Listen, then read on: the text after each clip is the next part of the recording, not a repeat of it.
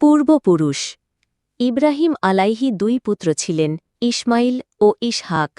ইসমাইলের মা ছিলেন বিবি হাজেরা এবং ইসহাকের মা ছিলেন বিবি সারা। দুই ছেলেই নাবী হয়েছিলেন। ছোট ছেলে ইসহাকের পুত্র ইয়াকুবও নাবী হন। তাঁর অপর নাম ছিল ইসরাইল, অর্থ আল্লাহর দাস। সে মতে তাঁর বংশ বনু ইসরাইল নামে পরিচিত হয়। তার ১২ জন পুত্রের বংশধরগণের মধ্যে যুগ যুগ ধরে হাজার হাজার নবীর জন্ম হয়।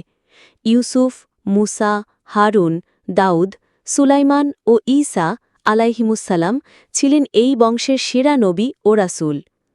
বলা চলে যে আদম আলাইহিসাল্লাম হতে ইব্রাহিম আলাইহিসাল্লাম পর্যন্ত হজরত নূহ ও ইদ্রিস আলাইহিসাল্লাম সহ ৮-৯ জন নবী ব্যতীত বাকি ১,২৪,০০০ নবী রাসূলের প্রায় সকলেই ছিলেন ইব্রাহিম আলাইহিসাল্লামের কনিষ্ঠ পুত্র ইসহাক আলাইহিসাল্লামের বংশধর, অর্থাৎ বনু ইসরাইল, যাদের সর্বশেষ নবী ও রাসূল ছিলেন হজরত ঈসা আলাইহিসাল্লাম। অন্যদিকে হজরত ইব্রাহিম আলাইহিসাল্লামের জ্যেষ্ঠ পুত্র ইসমাইল আলাইহিসাল্লামের বংশে একজন মাত্র নবীর জন্ম হয় এবং তিনি হলেন সর্বশেষ ও সর্বশ্রেষ্ঠ নবী ও রাসূল হজরত মোহাম্মদ সাল্লাল্লাহু আলাইহি ওয়াসাল্লাম।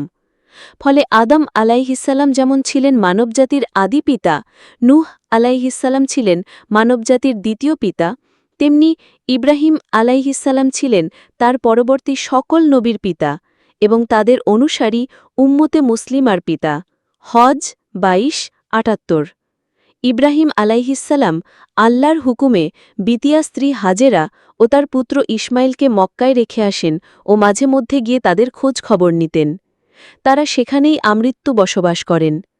অন্যদিকে তার প্রথমা স্ত্রী সারা ও তার পুত্র ইসহাক ও অন্যান্যদের নিয়ে তিনি কেনানে, ফিলিস্তিনে বসবাস করতেন এবং এখানেই তিনি মৃত্যুবরণ করেন।